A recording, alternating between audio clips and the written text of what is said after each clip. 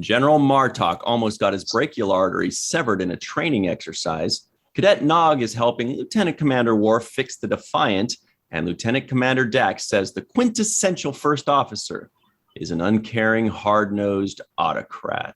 Hello, everybody, and welcome to a very serious episode of the Seventh Rule with Cirroc Lofton.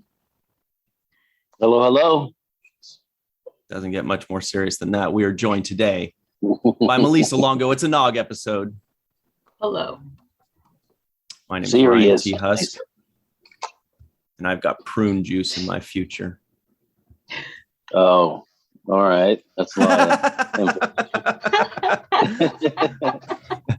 How you guys doing serious today? Whoa.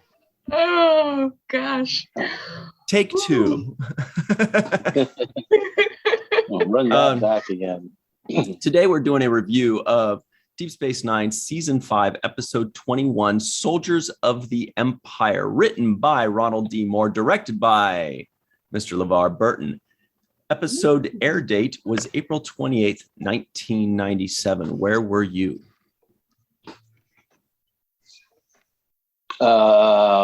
Recording another episode. We know what you were up to.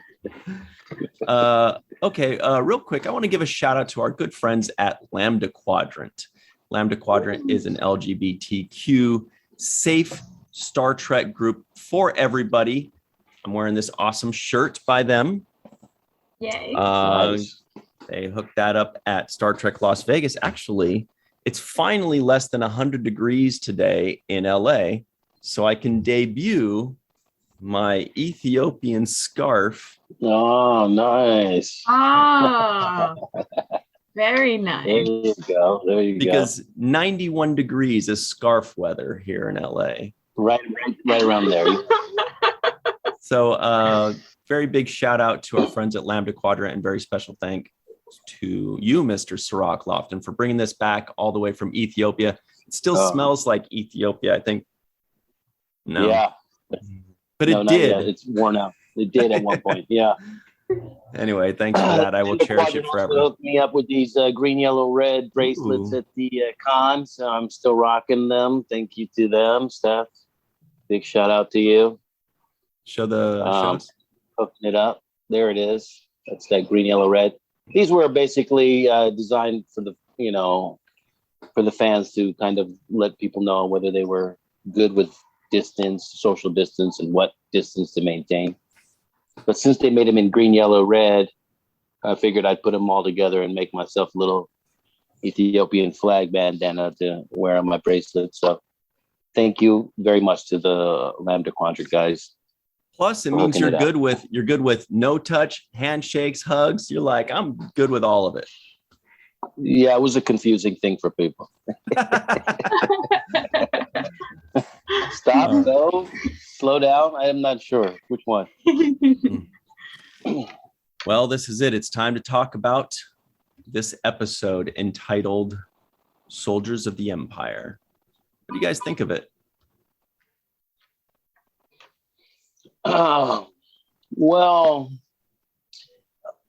As far as like the relationship between Dax and Worf, I thought it was a good way for them to show their relationship and how they communicate with each other.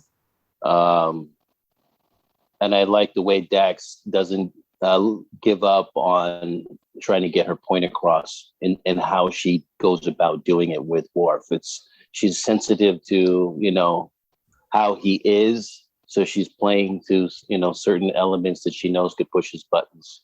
And I think for real, as a story for their relationship, it expands upon what we've seen them be, between the two of them. I've seen them fighting a lot with, just like doing these fight scenes. But to me, this shows a more intimate kind of understanding each other level that we hadn't seen before. Mm-hmm. We also got a Nog sighting, right, Melissa? Yeah, right there. Yeah. That was a special too. special moment seeing him on this one. I kind of didn't expect it, so it was great when it just popped up. Nice. Yeah. Yeah.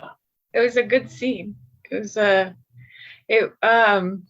it felt like it was kind of an unintentional foreshadowing to the lower decks, because I could definitely see Nog being a lower decker, you know. Cadet Nog, yeah. And working with his superiors and his reactions to Worf, which I liked that pairing too, of Nog and Worf together. Working together. That's a great odd couple right there. Yeah. Because Worf still kind of, even though Nog is a Ferengi, even though Nog was a troublesome kid, even though Nog is a cadet, Worf still kind of respects him for the fact that, you know, Nog gets like 100%. He's always yes, sir, and no, sir. And, you know, there's a little bit of respect there. It was also great when, you know, 2 6'4" Klingons are on either side of Nog, and he's just like, can I just get through here? Yeah. Love that. Yeah. Well, and Nog's also the first of his kind to be in Starfleet, so they've kind of got that in common as well. Mm-hmm. Right. Yeah, what I liked about that scene, you know, there were a few moments there, and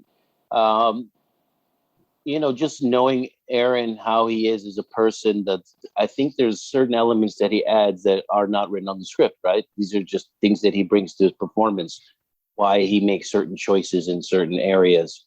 One of the things that I think he brought to the table that I don't believe was in the script, and I have to double check, but it was a moment where Nog is talking with Worf. Worf is underneath the console, kind of digging up in there, so he can't see Nog, but he's talking to him. And Nog's like, yes, sir, sure, right? He's like, I want you to go down and reboot the system and download each program individually, right? And just basically all this tedious work. And you can see it's frustrating Nog because he's like, we did this already. Like, we're going to do it again, you know? This is not working. And there's a moment where he reaches out his hands and like, I wish I could just choke you right now, right? Yeah. And it makes me wonder, like, I know he added that in there. I know he was just like, you know, oh, this guy's getting under my skin so much. I just want to, you know? And I felt like that was something that he made a personal choice on. It felt to me like Aaron decided, you know, this is, I'm going to actually do a physical gesture to accentuate the way I feel. I can't prove that right now because I don't have the script in front of me and I don't know what it says, but it just feels like that's Aaron taking it one step further and adding his own special touch in that scene. Fun. Yeah. What do you think would have happened if Nog did actually grab Worf by the neck?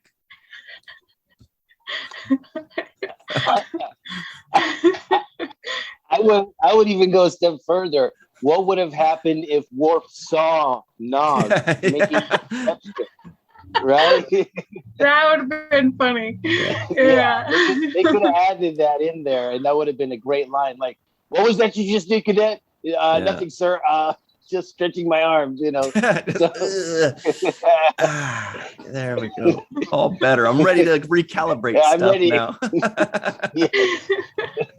So that would have been a nice little call right there. I think that would have been funny because Worf would not take any of that. Clearly, he doesn't take no for an answer, and he doesn't like disobedience, you know. Right. So that would have been a great moment they could have expanded on that, you know, and literally called it out.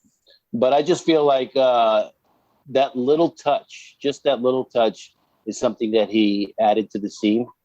And even further than that, we just mentioned the being stuck between 2 6'4" Klingons, right? Yeah.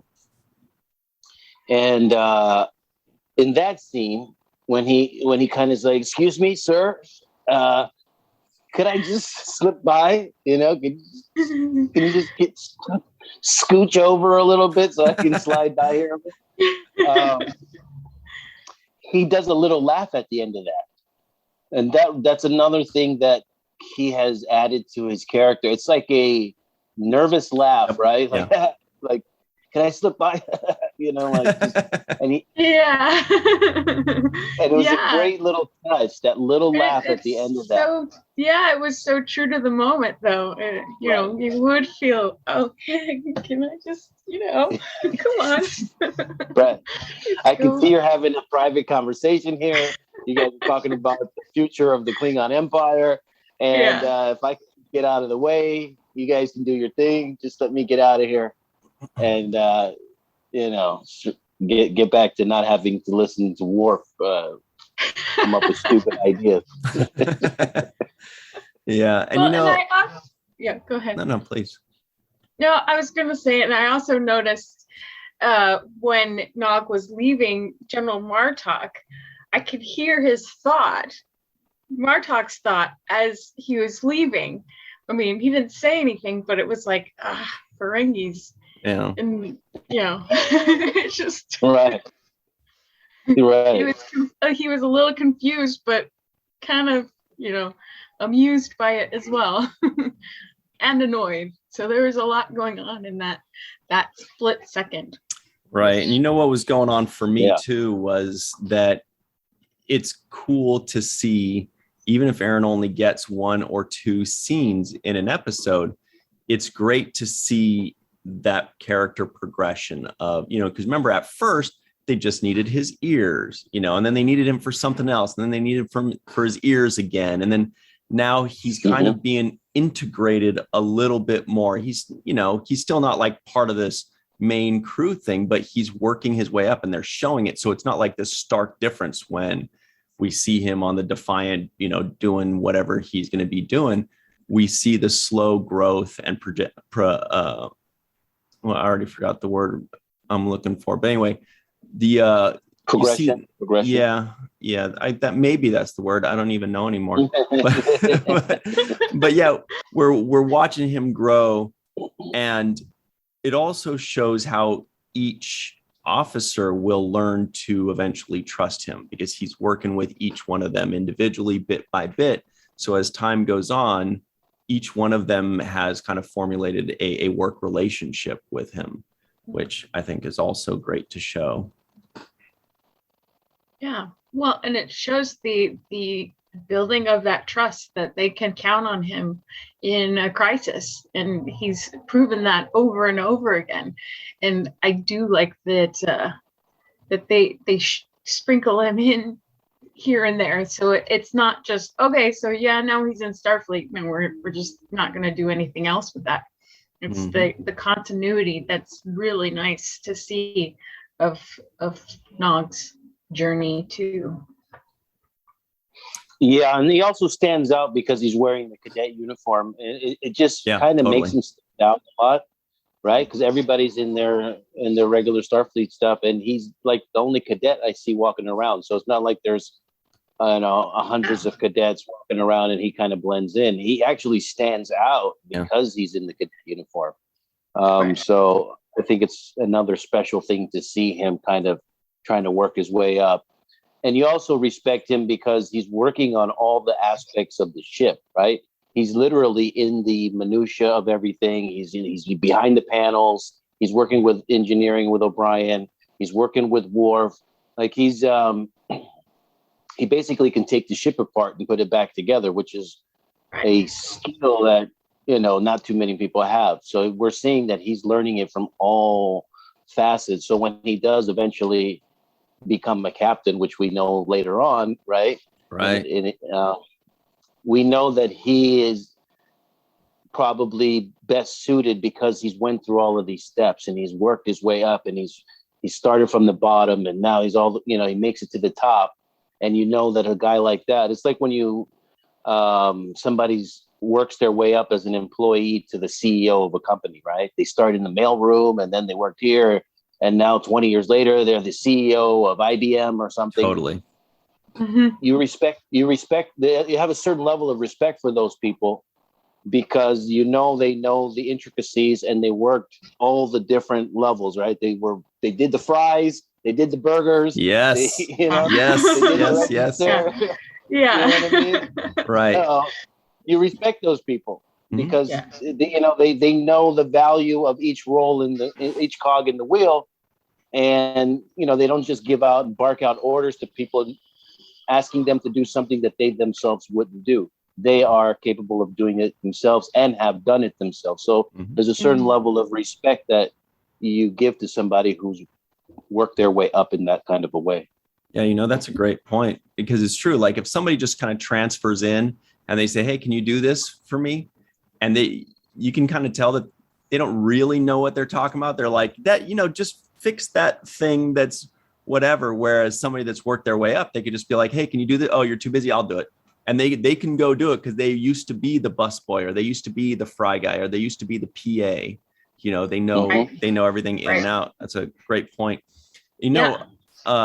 Earlier while we were talking about Nog's growth, something else kind of dawned on me. I shouldn't be thinking of other things while I'm talking about one thing, but but that's what happened. I was kind of reminded that with certain Star Trek episodes, when you have a main character going to a different planet or going to a different ship, they always are accompanied by a second member of the crew. The writers always want that extra person to be like their confidant or their guide or their friend. Like when O'Brien goes to court, in like the second season, you've got Odo there. When Odo goes to the Changeling planet, you've got Kira there, for example. They always figure out a way. The writers always figure out a way to bring a second person, because otherwise it's tough for that one character to kind of carry the main story. They always need like a second person to bounce things off of. They already have a relationship with. So it's obviously a really good and fun idea to bring Dax along, because we already know and love Dax, and it makes it a better story for us. But it also, works well with Worf, because he needs to be able to talk to somebody. Otherwise, we're going to be forced to believe that he's found a confidant in one of the Klingons that we just met 3 seconds ago, where he's like, like what are the characters' names? Leskit, I must speak with you about my feelings. He's not going to do that. But Dax, he can confide in her. Well, and I think it was important that she is his Parmakai, because she does have a closeness with him and a way of speaking to him that nobody else is going to speak to him in that way. He kind of softens her around her, even when he's, trying to exert his dominance as a male Klingon. But,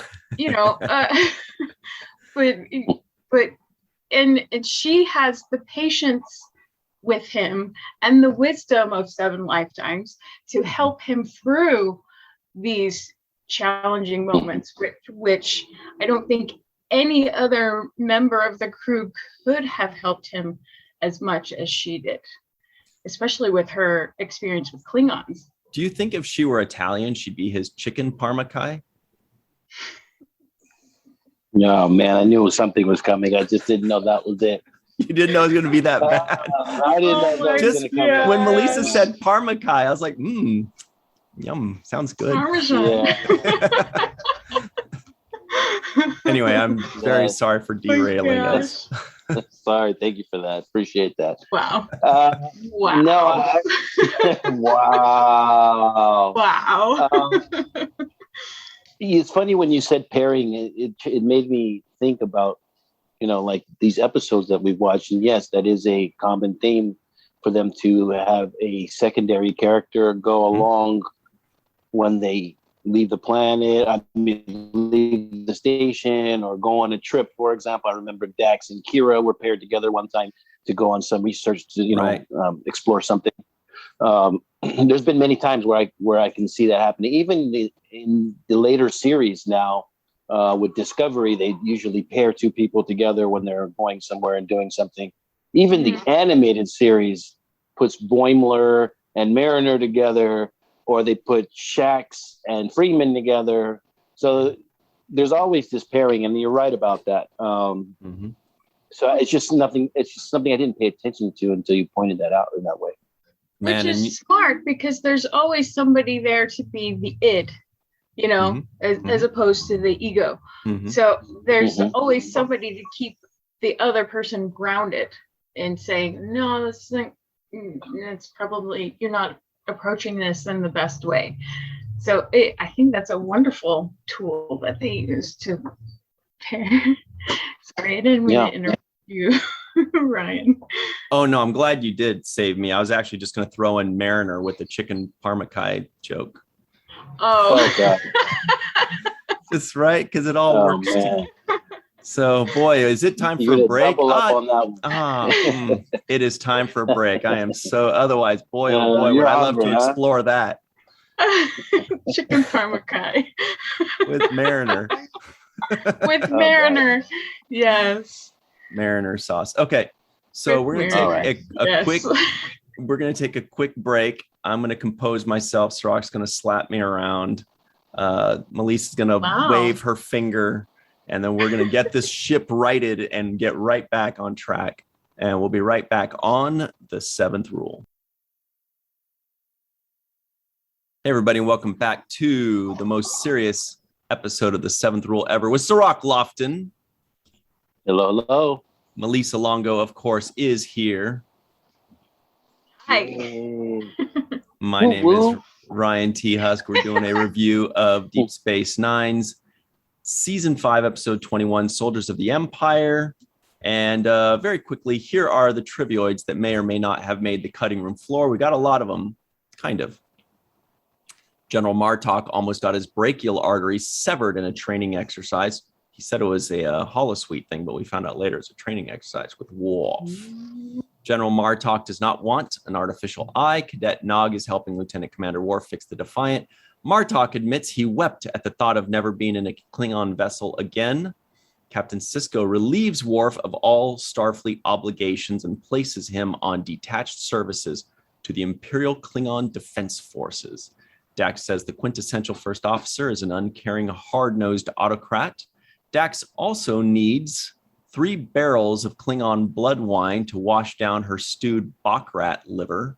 And Lesket sounds like a sniveling Ferengi crying about lost prophet. And lastly, Martok says the Jem'Hadar are soulless creatures. Depends on the Jem'Hadar you're talking to. True. Yeah. Don't judge them all. And I did a check on IMDb, and the character Lesket, his last name is Physical. Lesket, physical. Wow. There you go. Cirroc. There it is. Both on a roll. We need to let you handle the jokes, Cirroc. Yours are way better than mine, dude. Wow. Good Lord. Only you can see those notes, though. You hit those notes right. I need to recover from that. I just got burnt. Now my joke sounds even worse because yours was an A. Well, you didn't add the Bajoran cowbell to yours. Oh yeah. Let's get physical. There it is. Nice. Okay. Yeah, you know what? It's funny because I was waiting for one of your trivioids to be Klingon blood takes days to get out of the carpet. Yeah. That is a good one. Oh man. Never mind. That reminds me of like a meme I saw recently about a carpet, and it's just not. It's just really all right. Weird. Anyway, our good buddy Darnell Davis posted. Shout out to Darnell Davis, by the way, our good friend. Darnell. But yeah, he posted something yesterday about some 70s shag carpet, and it was basically, in a nutshell, it was like a love-making carpet, and it was like an advertisement that was like, you know, it's so fuzzy and furry that as you rub on it, it gets softer and tickles you everywhere, or something. I don't even know, but was there a mostly naked man on there? I'm not with the curly hair. Yeah, I think so. Very 70s, but that's clearly a one-use item, right? I mean, can you? Right, you use that once. And anyway, let's get out of this. Let's get out of the carpet. So on the carpet. Rick Worthy, by the way, Rick Worthy, everybody, an excellent actor. When I saw his name flash on the screen, I knew to look for him, and he showed up in the form of Cornan, the weapons officer. He was one of the Xindi in Enterprise, one of the main Xindi. Really cool actor. I feel like he was also, if I remember correctly, he was also a Starfleet officer, possibly on Voyager. Cirroc, looks like you might be looking him up.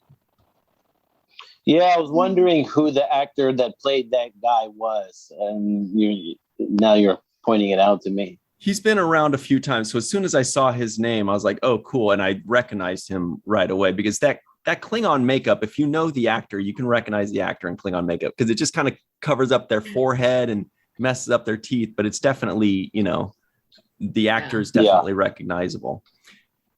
Yeah. So I'm looking at him now. He played Jannar, 10 episodes, the Xindi, 10 episodes in Enterprise. And Insurrection, he was a Lauren officer. Maybe that's what I'm thinking of. Okay. And in Voyager, he was crewman Noah Lessing in Equinox Part 1 and 2. And he was an alien character in Prototype on Star Trek Voyager as well. Cool. So yeah, I remember seeing him in like Voyager uniform, but I couldn't remember what it was. Anyway, cool actor. All of the Klingon actors were cool. It was good to see a nice new crew of Klingons, right? Yeah, it was fun to watch. I really liked what the guy, what was his name? The guy who played Cronin? Rick Worthy. Rick Worthy. I like what he did. What he did with his role. He had a quiet presence, but it was you stood up and took notice of that presence without it being in your face. Mm-hmm.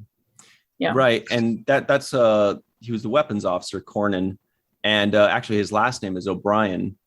Oh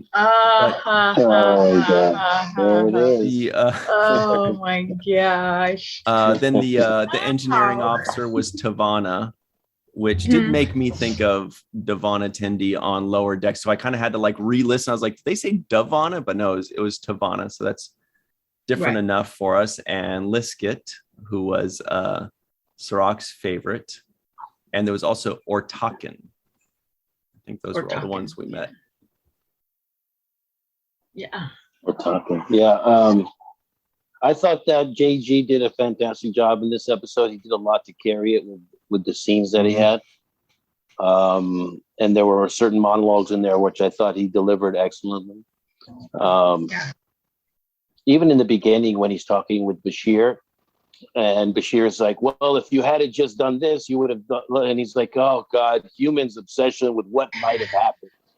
And it was like, and it made me think, yeah, we do obsess over what might have happened. Like that is a human thing. Like we always say, man, if I was there 5 minutes earlier, I would have done this. Or if you had just, if I played that slot machine and instead of this one, I could have won the jackpot, or whatever it is. We always kind of play out what might have happened in our minds or in our conversations with people. So I thought that was a clever observation by Martok or by the writers to point out. Mm-hmm.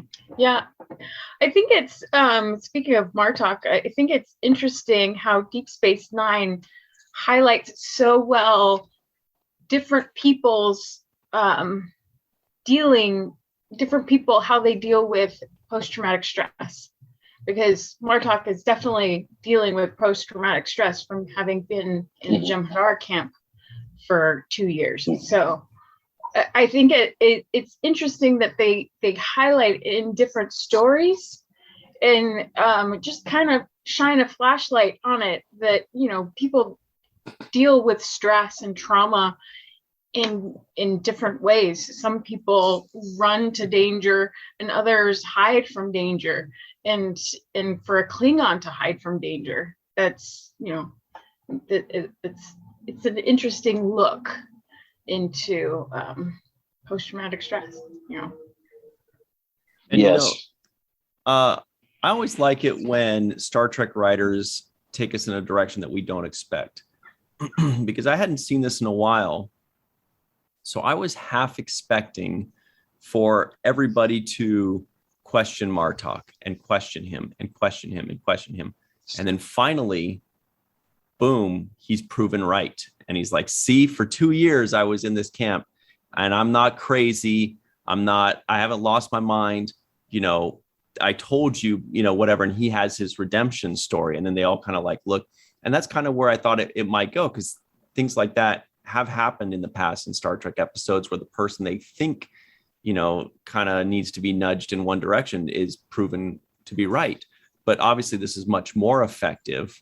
The fact that he does have that PTSD and Worf doesn't really want to embarrass him. He wants to let him regain his strength for himself and re-respect himself, but also gain the respect in the eyes of his crew. And Worf sacrifices himself for that.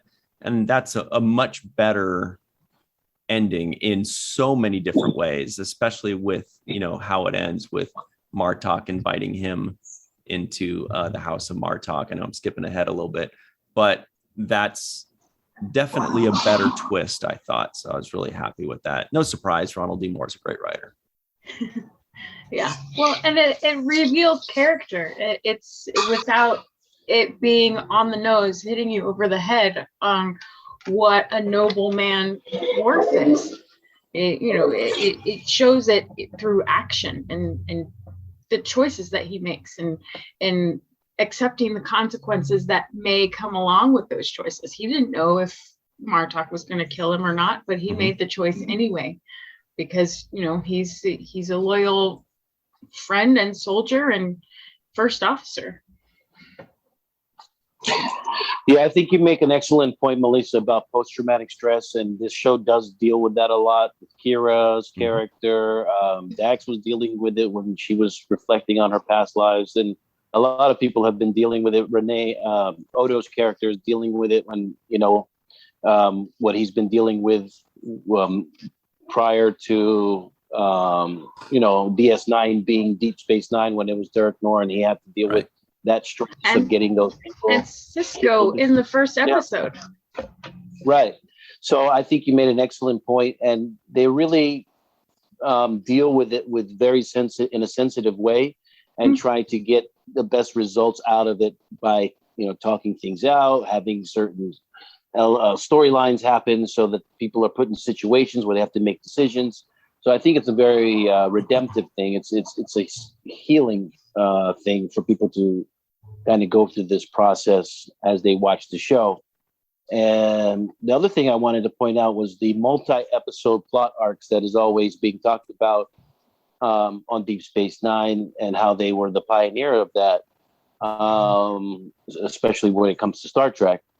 That becomes clear in this episode because you get to see, for example, Worf talk about the time when Martok saved him in the episode previously that we had seen, where Worf was fighting the Jemadar and he was about to give up, and that moment there. So they never really touched on that moment. They never really explained that moment or had a follow-up to that moment. So this was an opportunity for them to follow it up, even though that I think that happened maybe 5 or 6 episodes prior to this episode. So another kind of multi-episode plot arc that you see kind of developing in front of you. And, you know, there's just examples of that all over the show, where they keep bringing up things from episodes that we had seen before.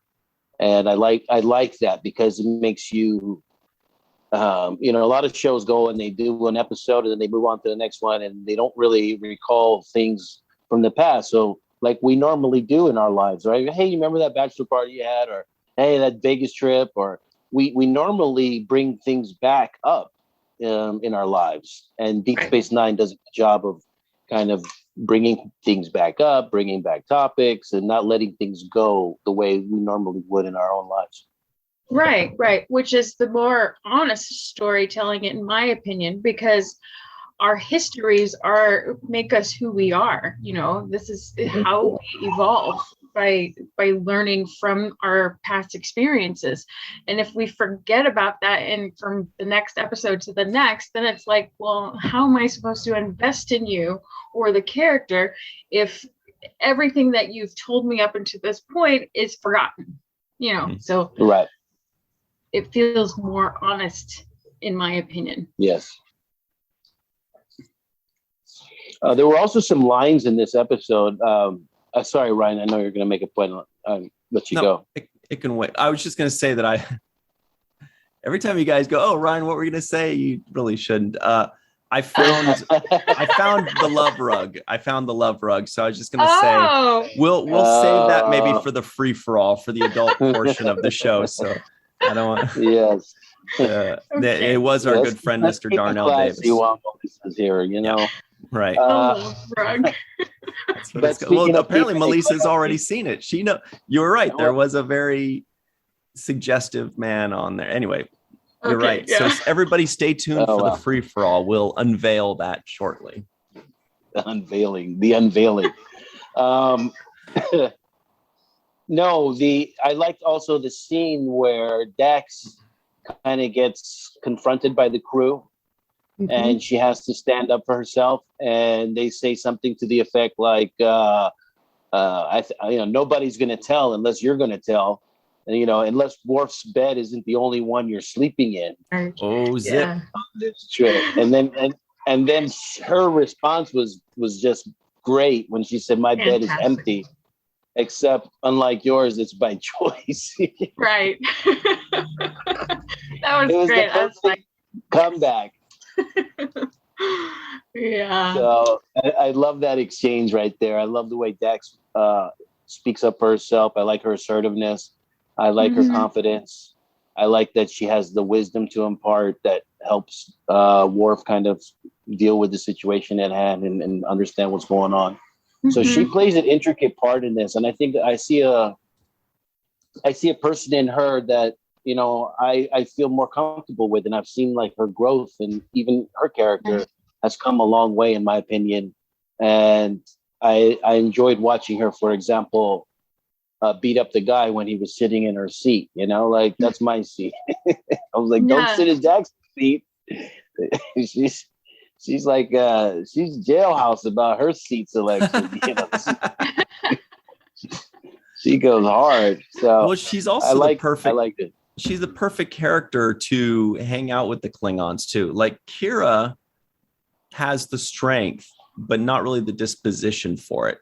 Like if somebody kind of got in her way or did something, she would take it. She'd be like, no, we're fighting about this. That's it. Whereas Dax can kind of like keep it light and laugh and just be like, hey, I'm going to be tough, but then we're going to drink, Sisko has also shown he can do that. But yeah, someone like O'Brien, Kira, Odo, they won't fit in with Klingons. But everybody that's watched The Next Generation knows that Commander William T. Riker can pull it off. He can do it. Yeah, there was one episode, I think it was like early on, like second season, that he did that. But it's always cool to see which character, if they're putting a character into these different elements to show off how good they are in this kind of element, or to create the fish out of water scenario. And in this case, it was to show how cool Dax is, that, and plus, Curzon was quite knowledgeable with Klingons, and she already has a leg up in that they do respect her as soon as they find out she's Dax. They go, oh, Curzon Dax. Oh, well, I liked him. So maybe you're all right. Well, and I also think that she's an observer in a sense that she can read a room better than a lot of people. And she knows how Klingons think, of course, because of Curzon and her own experiences with Klingons. So it's kind of a calculating way to get into the good with, getting good with the Klingons, but also it shows her experience and her wisdom too, that she'll sit back and observe when she needs to, see what's going on, assess the situation, and if she needs to step in, she will. and which is why she got herself assigned to the mission as well. It's because she saw the Klingons coming into Quark's bar and was like, okay, maybe Worf needs a wingman for this mission. You know, wing woman, wingman. And the way she told him was great. You know, yeah. Sometimes Star Trek writes those in and you go, okay, that's cute, I get it. But then sometimes you're like, okay, that's really, really funny, especially the way Terry Farrell delivered it with that coy smile. She's like, oh, I just thought it'd be fun to do it this way, or whatever she says, where she's just kind of like, it's more fun this way. Yeah, it's like it's more fun this way, right? And she delivered it so beautifully. Yeah, it was nice, playful moment. And Worf is like, you know. Yeah, and I thought he would be more pissed because he's like, I already talked to Sisko and General Martok. I'm like, dude, I'm the last to know, you know. I thought he'd be more pissed, but he wasn't. He kind of let it go. And there's also moments too, by the way, what Dax does to Worf. Worf is usually, make sure that this is this, and go here, and I don't think so. And then there's moments where he softens up for Dax, where he doesn't soften up for anybody else. He's like, you have to let me, you know, he explains it to her in a different voice almost. Mm-hmm. Right. Yes. It's like he actually changes his voice. It doesn't have the growl and the grit behind it. He's like, I have to do it like this because, you know, I need to, you know, and he talks directly to her in a more subtle, intimate way, which you would do with somebody that you love and care about. But he has to break his facade for a second sometimes to tell her, hey, you know, you're undermining what I got going on here. Like, chill out for a second. Like, don't embarrass me in front of my friends. Yeah, something to that effect. And I will not have it any other way, you know? So I like the fact that she brings that out of him. She brings that out of Worf, where he's like, I have to do it, you know, like he has to have this sidebar conversation with her, you know, before he moves forward. And they have this understanding where she's like, yeah, but I just want you to know things are going to get a lot worse before they get better, you know. And they have that little conversation. And then they go back to their public persona, you know, okay, now everybody back to work, you know. So that little intimacy right there is excellent. Mm-hmm. And I also wanted to just highlight one other thing, which was, again, how fantastic JG is as an actor and the performance that he gave in this episode. I like the line that he gave, and this probably will be my favorite line of the episode, Ryan, since you were asking or about to ask. But it was my favorite line. He says, I only have one eye, but I can see more clearly than anyone around here. Nice. And the way he said that, I just was like, oh man, that's an A+ right there. Great. Mm-hmm. And then he followed it up with his speech, but just the whole, I only have one eye, but I can see better than everyone around here. I thought that was it was just a classic line for me. Yeah, that's a good point. That's a good one. I kind of got lost in thought, like imagining if when, you know, Dax tells Worf she's coming along with him, if he started to protest, it would have been funny if she made a line like, don't worry, I won't embarrass you in front of your little Klingon friends or something, you know, something just kind of like patting him on the head. Don't worry, Worf. Don't worry. That could have worked.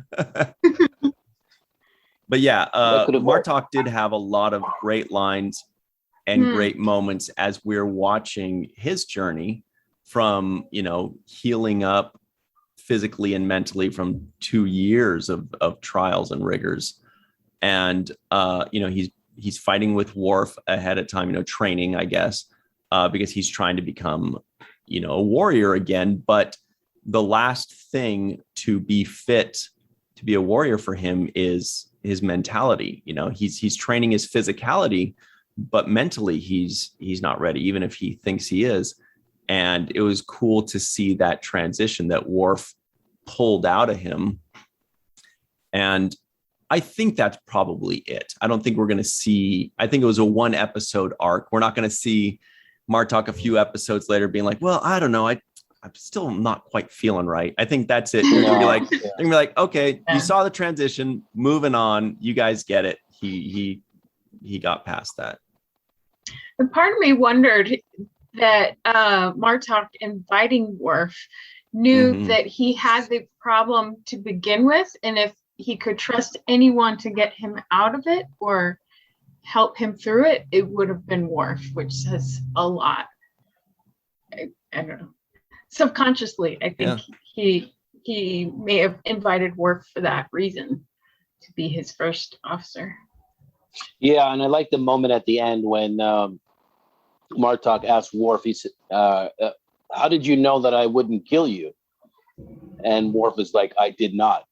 And that was just a good moment there. It was like, I put the trust in it was in your hands. You could have killed me. And then Martok, another part of that moment that I liked was when he says, thank you for doing that. And Worf doesn't want to take the credit. So he's like, you did the same for me. And he rolled his eyes a little bit and kind of walked away. It felt uncomfortable for him to kind of deal with that, accept the thank you for that. You did the same for me. I walk away. I don't deserve any accolades for it. But Martok's like, no, come back here, young fella. You did right. You did the right thing. I'm proud of you. And I'm so proud of you that I'm welcoming you into my house and restoring your honor. And, I think that was a big gesture too. That was a very special moment for Worf because he got some kind of redemption from the Klingon Empire for, being disgraced and whatever. So even though he should have received it prior to this for all the other things he's done, but this was the thing that kind of the straw that broke the camel's back. So I just like the fact that they had that moment between the two of them where now they feel like they're basically family, right? Yeah. Essentially. Yeah. He said, we'll welcome you into our family. Yeah.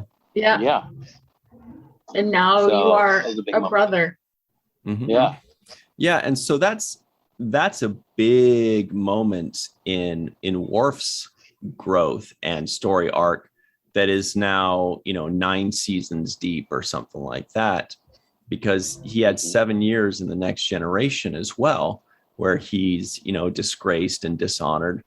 And Cirroc, you mentioned the word redemption twice already at least, and I do remember up in my notes one of the first things I typed in capital letters is redemption story. It's redemption for Martok. It's redemption for the Rataran and her crew. It's redemption finally for Worf in his arc. The whole thing is a redemption story for everybody. And it's just a really, we don't want that moment to be lost. It's just one scene for Worf, but it's a long time coming for him. That's what I felt. And, and Worf was trying to downplay it, but, the significance of that is he's been on a long journey to be accepted.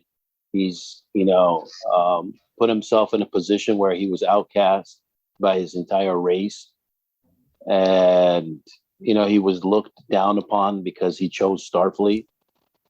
And now here it is, Starfleet is giving him the opportunity to get this done, right? Sisko, I thought Sisko did a great job. He was in this for just a second, but there was a moment where Sisko and Worf were in the office together, and Worf is explaining that he wanted to go, and Sisko essentially listens to his reasoning, jumps on the pad, starts typing, and he says, as of this moment, you've been relieved of all your Starfleet duties.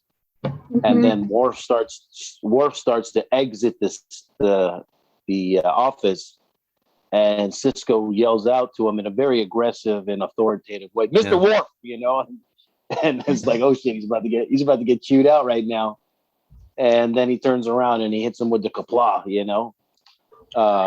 which I thought was another special moment between Sisko and Worf. Now it's like, you've earned my respect, and I'm going to give you a blank check to go out here and do what you got to do to get it done, right?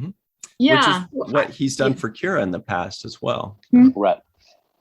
Yeah, I was gonna say that Sisko really impressed me in his scene because he has a wonderful way of letting the people know under his command that they can open up to him, and they do open up to him, that they will listen to their requests and make an assessment fairly and honestly. And it's not going to jump to one decision or another, right, without thinking it through and trying to find out what their intent for taking this course is. And it shows that he really cares about the mental well-being of his crew, and shows that there's a respect that everyone in the crew is valuable. They all have something wonderful to bring to the table. I know. I see the time. And also it shows his sensitivity and respect for other people's cultures too, which is when he said Kapla, it showed a respect for Worf's cultures and his culture. And he does that with the Bajorans, and he does that with the Ferengi. Barely the Ferengi though. But yeah. But I mean, he is pretty fair with Nog. He signed Nog on to the thing. He basically signed his paperwork and wrote a letter of recommendation for him. So yes, and I want to just say excellent point, Melissa, because yes, and that's what they basically told us in this, because when Worf is explaining why he wanted to go, he says there was a moment between me and Martok when he gave me the warriors look, and that we had this exchange. And then he further says to Sisko, as a human, I don't expect you to understand. Ooh. Right. And Sisko listens, like he's listening to even that part of it, right? So he's listening, he's like, okay, so this is something that's beyond my understanding. This is a Klingon thing. But there's a spiritual connection that happened between the two of them, and this and that. So he's weighing all of these things. So Sisko is an excellent listener, and like you were just pointing out, respective and understanding of people's cultures and point of view. Like he weighs so much in before he makes his decision. Yeah. Yeah. Okay, so Mr. Ty. It sounds like a nitpick is coming. Mr. Worf, do you know what time it is? No, Captain, I do not. It's time for the nitpick, damn it. The Klingons called General Martok the one-eyed giant, but he's like 6'4", and aren't all Klingons like 6'4"? He's not a giant to them. Come on. Piss me off. I'm livid. I also had a little bit of a nitpick that I've been kind of, going back and forth about. But when the Klingons entered Quark's bar, and somebody said those are Cardassian neck bones around his, his neck. And I was thinking, well, if they didn't have any victories up to that point, how did he get the Cardassian neck bones? Ooh, you nerd. Whoa. Wow. Solid nitpick. Woo. That's a solid one. Yeah. And it's funny because I have a nitpick to add to that nitpick. Oh! Melissa. Yeah.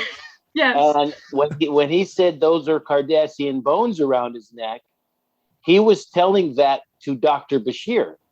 And I'm thinking, how does Dr. Bashir not know what Cardassian bones look like? Bashir's like, I know that. What do you take me for? Yeah. And we already know that he's genetically enhanced, so, he would have known that right away. That's what I was thinking. I was like, that's the hippopotamus bone, of course. All right, we've got to run. We're going to get Jake Sisko guesses the IMDb score on the other side.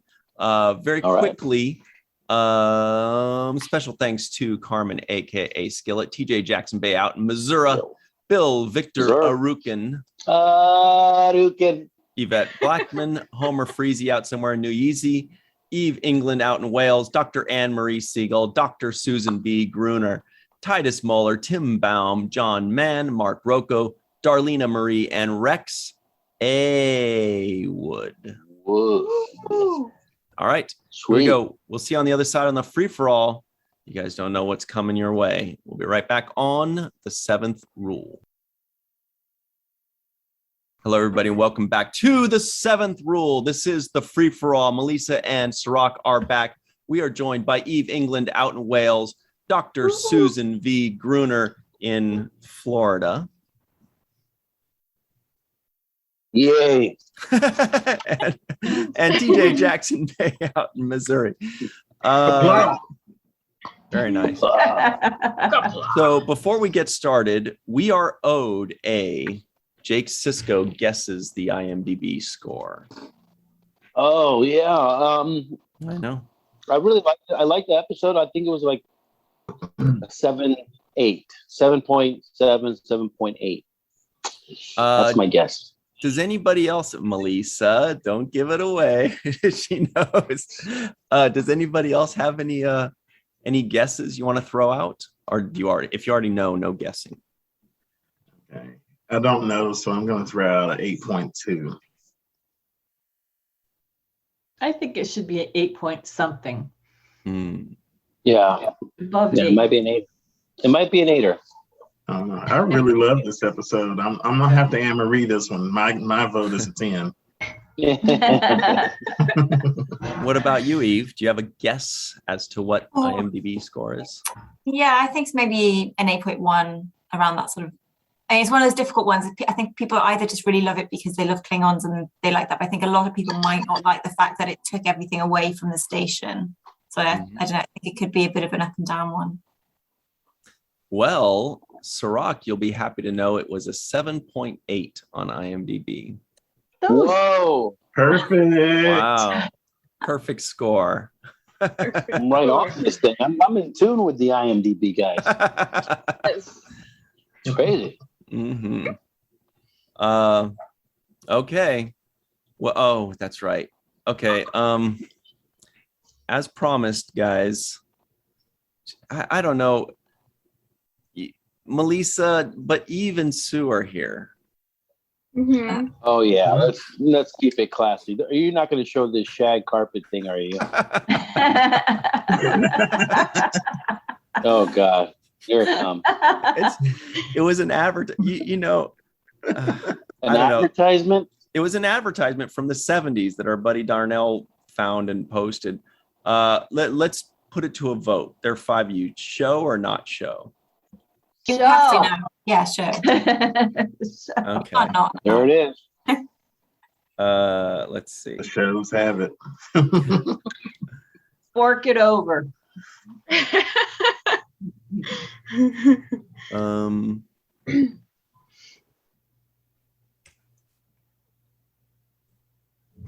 It's coming. There we go. Oh God. Roll. The love room. Oh my goodness. Oh wait, you can't I see the remember whole. shag carpeting too. Oh my Can't God. see the whole thing. Okay, well, We see enough. well, let me read it. Let me read it to you. It says, "The love rug strokes your bodies as you make love. Once you feel the sensuous delight of the furry love rug, you'll never go back to an ordinary bed again. As you stroke." Oh God. It says, Oh God. "As you stroke, it strokes. The incredibly soft, fur-like fibers caress your body from head to toe. It's almost like having another lover there with the two of you. The love rug is as beautiful to look at as it is to feel. Only another Are you animal okay? of its stripe could tell it wasn't real. Only $150 in your favorite fur texture. Choose mink, lynx, or jaguar. But be sure to order now. Is that real? Or is that like from Austin Powers or something?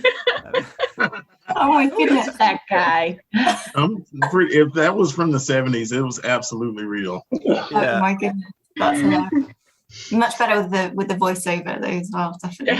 So it made us think of that when I think Melissa, when you brought up that Bashir was like getting blood stains out of the carpet, and it reminded me of this thing that I saw yesterday. I'm like, you think that's bad?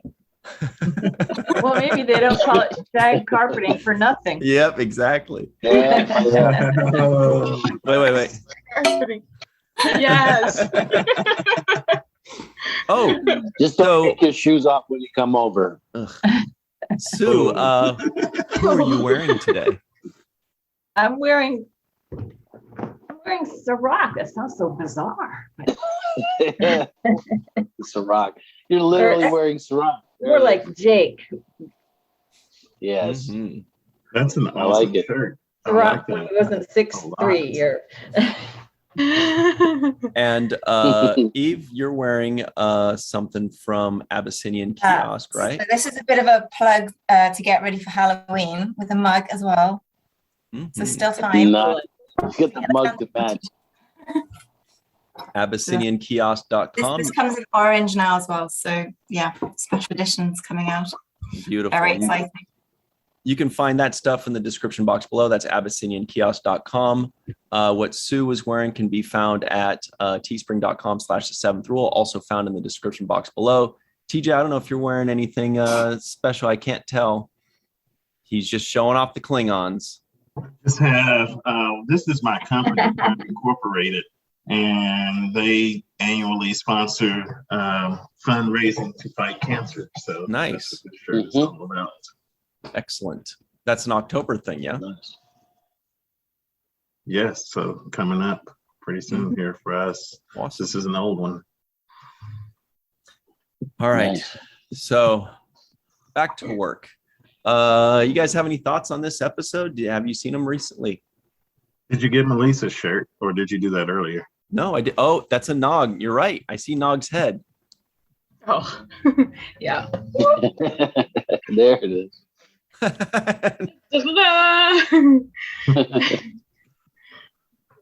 You can get that at walkingartmadebymelissa.com. We've got one representative of each of our favorite stores. That's really cool. That's also in the description box below.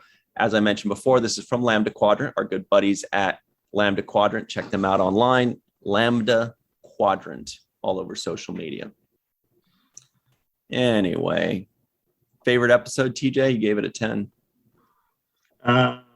It's a good one. I love this episode. I like the battle song. I like the Klingons. It's fun to get a peek into their culture and see that they're not always, like these gung-ho ready to fight warriors. They also, kind of have some issues where, this entire crew was depressed and beaten down and needed some inspiration. Even Martok needed some inspiration. And, the way he got it probably isn't the way any of us would have done it. Yes, come and stab me so that you can feel good about yourself and take this ship into battle. But it was all in all, it's a really, really fun episode to see the crew go through that journey of going from where they were to ready to go fight these Jem'Hadar, rescue those Klingons. Mm-hmm. Mm-hmm. Yeah. Also, very quickly, our good friend Homer Frizzell out in Upper Manhattan is going through some tough times, a family tragedy. So we do want to say we're thinking of you, Homer, and we're with you all the way, and we look forward to seeing you when you get back. All the best to Homer Frizzell. Hear, hear. Yes. Because right about now would be the time that I would say, Homer, do you have something to say about this episode? And you would say, I do. And then tell us. Plus, I can't wait to see his reaction to this carpet. Oh, well, we know what his reaction would be. He'd go, Does not approve. That's what we should. Whenever we think about Homer, this is Shake it. And that's earned. That has to be earned. Yes. That's a feather in the cap if Homer shakes his head at you. I hope so. Yes. I hope Yes. so. The unapproving head nod. Mm. I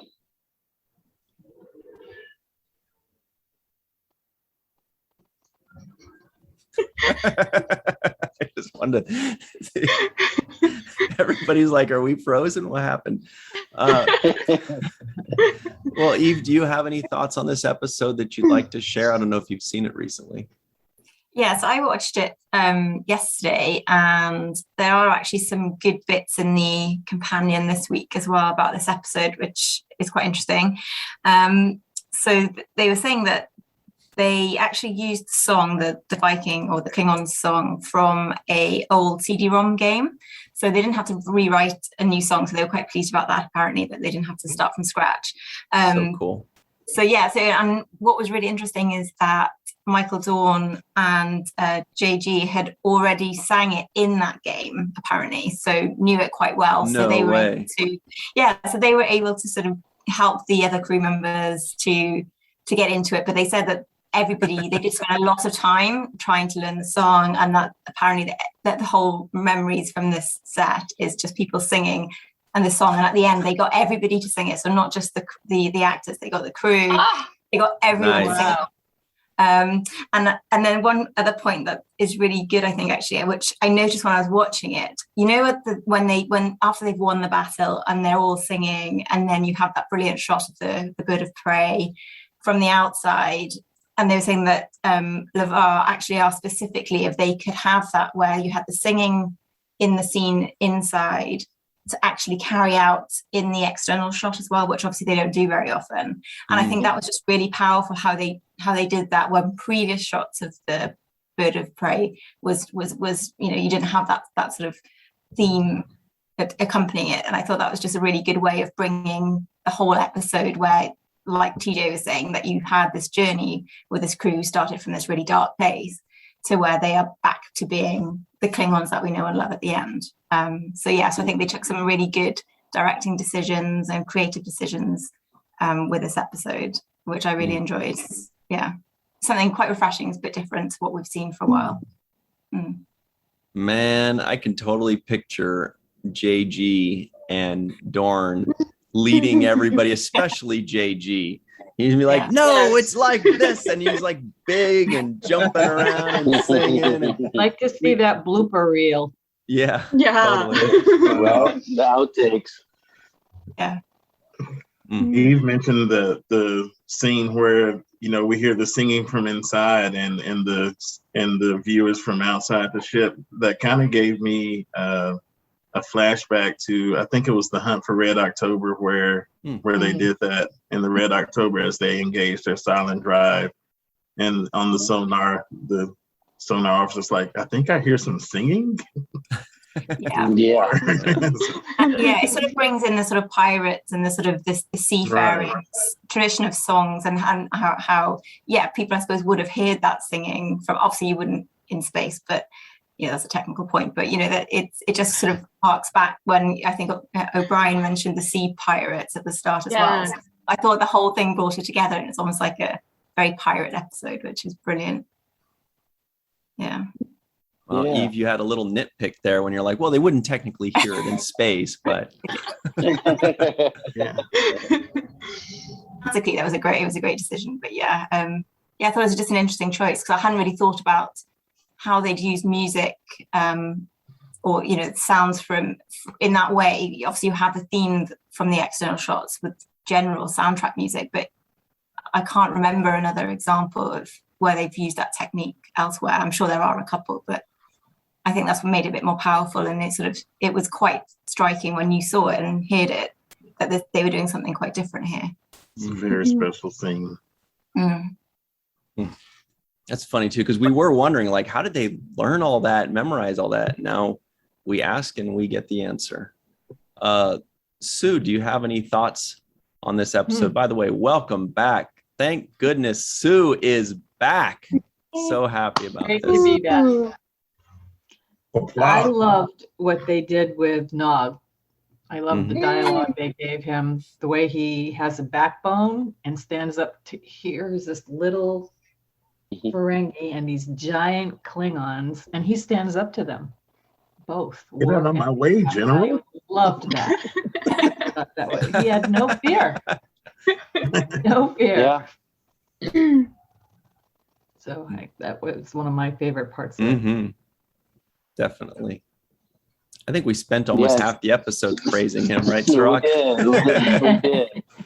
But actually, I wanted to go back to what Eve was saying. I did take note of the exterior shot of the bird of prey, because there was a moment when it made a turnaround and it decided to go back, and get the people.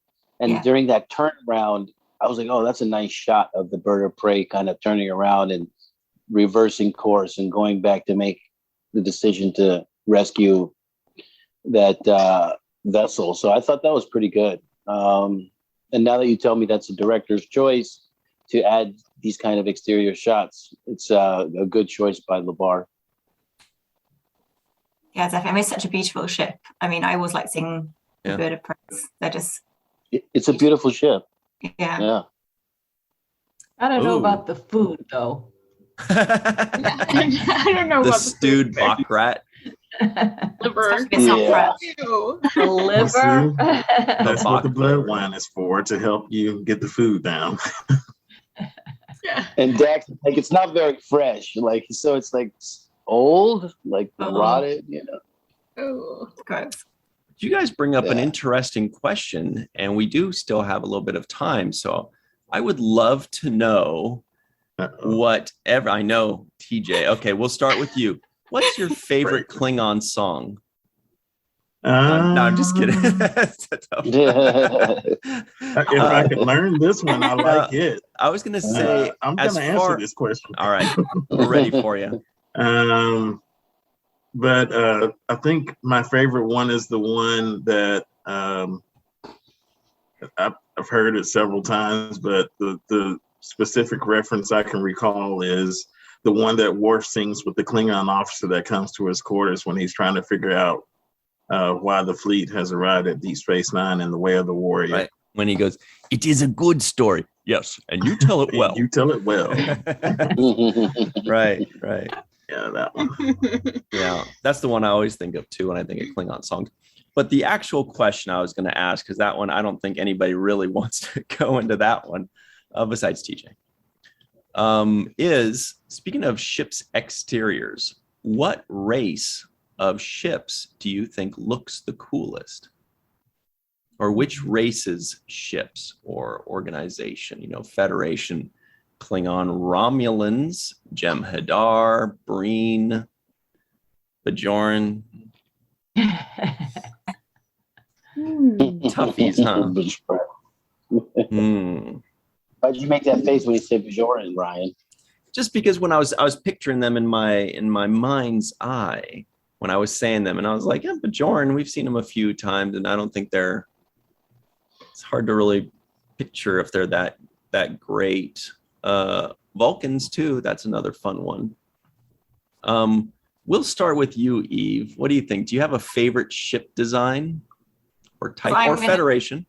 I'm going to be quite boring and go back to what I was just. I really do like the bird of prey. The Klingon. There's just something so distinctive about them that you just know who they belong to when you see them. And I think even non-Star Trek fans would often know that as well. I've always liked them. My dad built me one of those build your own models when I was sort of quite small, and it had sound effects, and I just always remember that being really cool. Yeah. So I think I'm gonna stick with the sort of boring answer, but the Klingon warships, definitely. Yeah. Nice. Klingon warships. Everybody that's watching right now in the chat or in the comments below, let us know your favorite ships. There's also Ferengi Marauders. Those are fun, those crescent-shaped guys. Uh-oh. TJ's got show and tell. All right, TJ, what do you got? What's your favorite? I like. Is that from Generations? No, this is just a ship. It's something I brought. Someone got this for me on the last cruise that I was on. So nice. it was handy, and we were talking about ships. So also, when Eve was talking about the bird of prey, that's remember awesome. that I had this also. Nice. Yes. I hadn't opened. But my favorite ships, I've always been partial to the Romulans. Like those are the, when I was watching Star Trek The Next Generation, the aliens that fascinated me the most were the Romulans. I felt like, there wasn't a great deal of information on them at that time. And so every time there was something Romulan, I was all over that because I was so curious about them. And that D. Deridex class warbird is just majestic.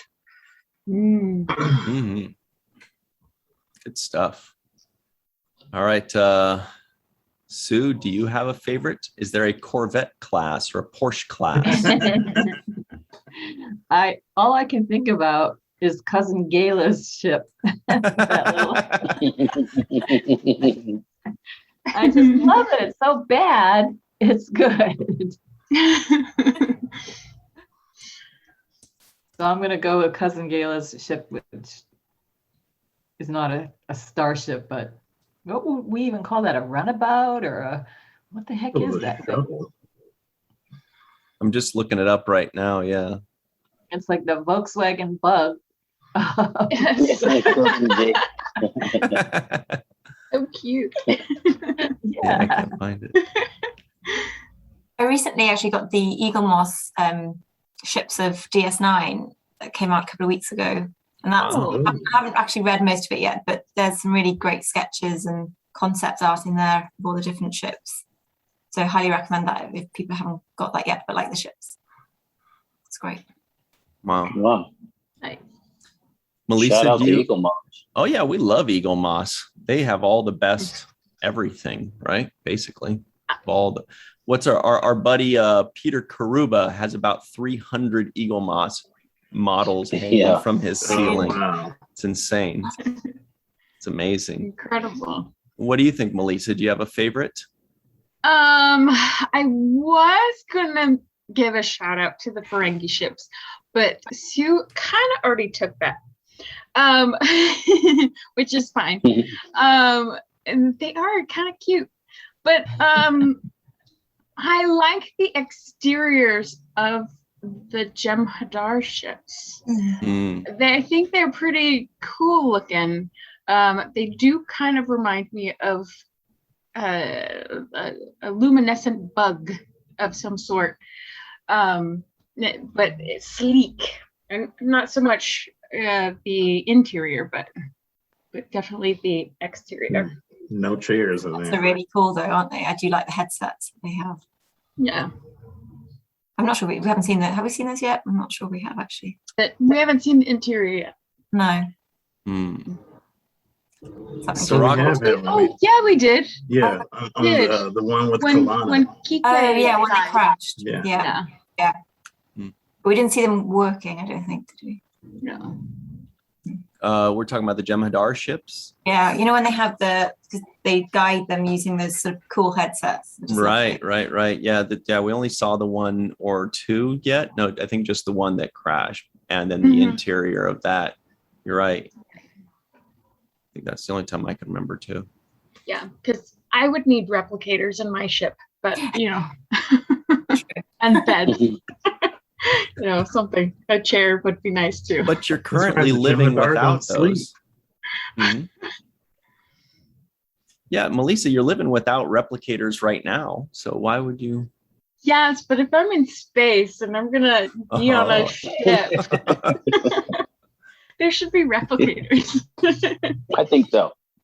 Yeah, and then you wouldn't have the problem of everything being off, like with the Klingons. It's quite medieval, really, isn't it? Having food going off on your ship. Yeah. Cirroc, do you have a favorite type?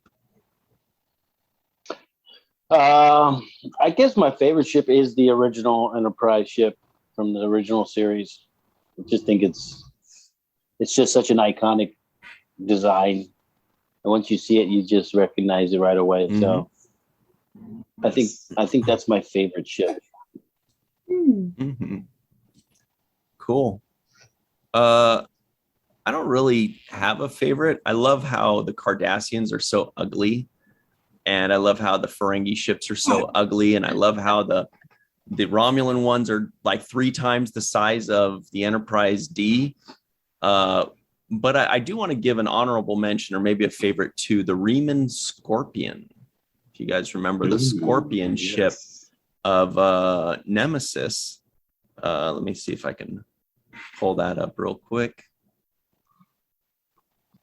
This guy. It's like a little 1-person or 2-person ship. It's like a Batmobile. That's fun. Yeah, a little fighter. The one that Data wanted to drive. So that's a fun thing cool. too. Yeah, those are fun. I do like the Riemann ship too. All right. Well, I think that's about all the time we have today, but that was a lot of fun. Boy, oh boy. We do want to say thank you very much to TJ Jackson-Bey out in Missouri, Dr. Susan V. Gruner out in Florida, Eve England out in Wales, where I don't think you guys ever had pirates unless they were visiting from Scandinavia, right? They used to crash on the shores. I suppose we had a lot of Vikings, obviously, totally took over. So early pirates. Right. And Melissa Longo, you'll be seeing a lot more of her in the coming weeks because there's a lot of Nog episodes coming up. For Cirroc, Lofton, myself, Mr. Aaron Eisenberg, and Russ Hasledge, thank you all very much. And always remember the 7th rule.